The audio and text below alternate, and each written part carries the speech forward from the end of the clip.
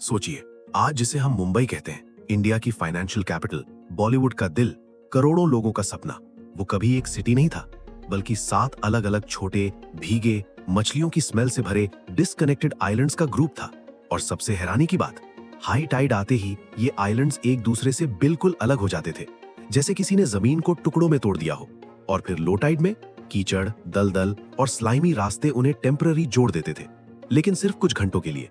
तो सवाल ये है, कैसे ये 7 आइलैंड्स दुनिया के सबसे पावरफुल सिटीज में से एक बन गए? कैसे इंसान ने समुंदर से जमीन छीन ली? और क्या ये जीत परमानेंट थी या सिर्फ एक टेम्पररी इल्यूजन? कहानी शुरू होती है हजारों साल पहले, जब इस जगह का कोई मुंबई नाम भी नहीं था। ग्रीक जियोग्राफर टॉलमी ने इसे कहा था Heptanesia, 7 islands, Colaba, little Colaba, Bombay island, Mazagaon, Parel, Worli और महीम। हर आइलैंड एक अलग दुनिया, बीच में सॉल्टी वाटर, मार्शलैंड्स, मैनग्रोव्स और डेंजरस टाइडल क्रीक्स। यहाँ के असली लोग थे कोली फिशरमैन, जो समुंदर को समझते थे, उसकी लैंग्वेज बोलते थे। उनके लिए ये जगह परफेक्ट थी, लेकिन आउटसाइडर्स के लिए एक nightmare. Malaria, floods, unstable land और कोई क्लियर कनेक्शन नहीं। फिर 16वीं सेंचुरी में एंट्री होती है पोर्चुगीज की। 1534 में गुजरात के सुल्तान बहादुर शाह ट्रीटी ऑफ बसीन साइन करते हैं और ये आइलैंड्स पोर्चुगीज के कंट्रोल में आ जाते हैं। उन्होंने चर्चेस बनाए, फोर्ट्स बनाए, क्रिश्चियनिटी स्प्रेड की, लेकिन एक प्रॉब्लम उन्हें भी रोक रही थी, जियोग्राफी। हर बार काइड आता, उनका कंट्रोल टूट जाता, आइलैंड्स फिर से आइसोलेटेड हो जाते। उन्होंने ट्राई किया, लेकिन बॉम्बे उनके लिए एक फुली यूजेबल कॉलोनी नहीं बन पाया। फिर 1661 एक रॉयल मैरिज, इंग्लैंड के किंग चार्ल्स II और पोर्चुगल की प्रिंसेस कैथरीन ऑफ ब्रगांजा, और इस शादी में डाउरी दिया गया बॉम्बे के ये 7 आइलैंड्स, एक पूरा रीजन, एक गिफ्ट की तरह। लेकिन ट्विस्ट, चार्ल्स II को भी ये जगह उतनी वैल्यूएबल नहीं लगी। सिर्फ 7 साल बाद 1668 में उन्होंने ये आइलैंड्स ईस्ट इंडिया कंपनी को दे दिए, सिर्फ 10 पाउंड्स पर ईयर के रेंट पर। हाँ, सिर्फ 10 पाउंड्स, इतना सस्ता, जैसे किसी ने फ्यूचर का गोल्ड माइन ऑलमोस्ट फ्री में दे दिया हो। लेकिन ईस्ट इंडिया कंपनी ने कुछ अलग देखा। उन्होंने स्वैम्पी लैंड में एक अपॉर्चुनिटी देखी, एक नेचुरल डीप हार्बर, एक स्ट्रेटेजिक लोकेशन जहां से अरेबियन सी के थ्रू पूरे ट्रेड रूट्स कंट्रोल किए जा सकते थे।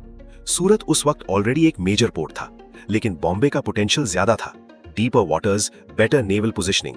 लेकिन एक ह्यूज प्रॉब्लम, ये 7 आइलैंड्स अलग अलग थे, और जब तक ये जुड़ते नहीं, ये एक पावरफुल सिटी नहीं बन सकता। यहीं से शुरू होता है एक ऐसा मिशन जो उस वक्त ऑलमोस्ट इम्पॉसिबल लगता था, समुंदर को पीछे हटाना, लैंड रिक्लेमेशन। आज हम इसे इंजीनियरिंग प्रोजेक्ट कहते हैं, लेकिन उस वक्त ये मैडनेस था। टाइड्स अनप्रेडिक्टेबल थे, स्टॉर्म्स वायलेंट थे और टेक्नोलॉजी लिमिटेड। फिर आता है 1782, एक नाम जो क्वाइटली हिस्ट्री बदल देता है, विलियम हॉर्नबी, बॉम्बे का गवर्नर। उन्होंने प्रपोज किया एक बोल्ड आइडिया, हॉर्नबी वेलार्ड, वर्ली और बॉम्बे आइलैंड के बीच के टाइडल गैप को बंद करना एक एम्बैंकमेंट बनाकर, ताकि पानी का फ्लो कंट्रोल हो सके और लैंड परमानेंटली कनेक्ट हो जाए। लेकिन ईस्ट इंडिया कंपनी के लंदन डायरेक्टर्स ने इस प्लान को रिजेक्ट कर दिया, too expensive, to risky.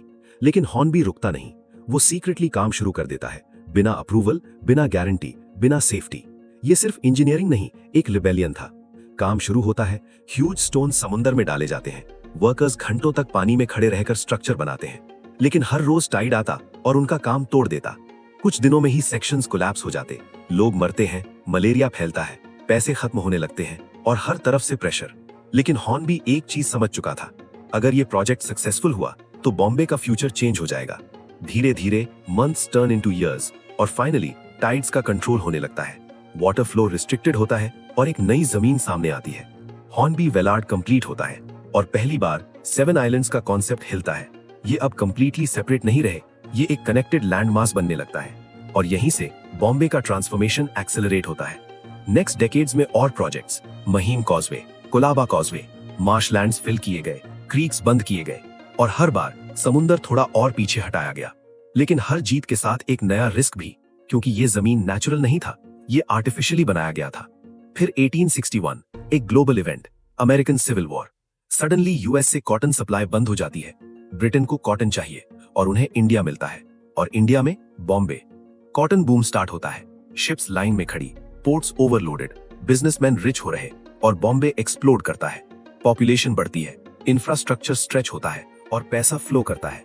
Bombay बन जाता है अर्ब्स प्रिमा इन इंडीज, इंडिया का टॉप सिटी। लेकिन इस ग्रोथ का एक डार्क साइड भी है, ओवरक्राउडिंग, स्लम्स, डिजीज। एक तरफ ब्रिटिश एलीट के बंगलोज, दूसरी तरफ क्रैम्प्ड चॉल्स। एक तरफ लग्जरी, दूसरी तरफ सर्वाइवल। फिर 20th सेंचुरी, रेलवेज आते हैं, मिल्स लगते हैं, पोर्ट एक्सपैंड होता है और फिर फिल्म इंडस्ट्री का जन्म। बॉम्बे ड्रीम्स का सिटी बन जाता है। हर इंसान यहाँ आता है एक चांस के लिए, एक नए लाइफ के लिए, लेकिन हर सपना पूरा नहीं होता। फिर 1947 इंडिया इंडिपेंडेंट होता है। बॉम्बे अब ब्रिटिश का नहीं, इंडिया का है। लेकिन चैलेंजेस और बढ़ जाते हैं। Population explosion, housing crisis, political tensions. 1960 में बॉम्बे स्टेट स्प्लिट होता है और महाराष्ट्र बनता है। बॉम्बे का नाम मुंबई हो जाता है, लेकिन एक चीज सेम रहती है, कांस्टेंट एक्सपेंशन। आज का मुंबई, मरीन ड्राइव, बांद्रा वर्ली सी link, sky scrapers, financial hub. लेकिन सच क्या है? ये सब जमीन समुंदर से ली गई है, फोर्सिबली, इंजीनियर्ड, कंट्रोल्ड। लेकिन क्या समुंदर हार गया या बस रुक गया टेम्परेरीली? 2005 फ्लड्स याद है? पूरा सिटी रुक गया था, रोड्स डूब गईं, इंफ्रास्ट्रक्चर फेल हो गया, जैसे समुंदर ने एक वार्निंग दी हो। और आज कोस्टल रोड प्रोजेक्ट्स, नए रिक्लेमेशन प्लान्स, लेकिन साथ ही climate change, rising sea levels. Experts warn कर रहे हैं कि जो जमीन हमने बनाई है वो सबसे वल्नरेबल है। तो क्या मुंबई का फ्यूचर सिक्योर है या हम एक टिकिंग बॉम्ब पर खड़े हैं? ये कहानी सिर्फ एक सिटी की नहीं, ये कहानी है इंसान के ईगो और नेचर के पेशेंस की। एक तरफ एम्बिशन, दूसरी तरफ रियलिटी, और जब ये दोनों टकराते हैं तो रिजल्ट अनप्रिडिक्टेबल होता है। मुंबई एक मिरेकल है, लेकिन हर मिरेकल के अंदर एक रिस्क छुपा होता है। और शायद सबसे बड़ा सवाल अभी भी वही है, क्या मुंबई ने समुंदर को जीता है या बस उसे थोड़े वक्त के लिए रोक दिया है? और जब वो वापस आएगा तो क्या ये सिटी तैयार होगा या फिर हिस्ट्री खुद को रिपीट करेगी?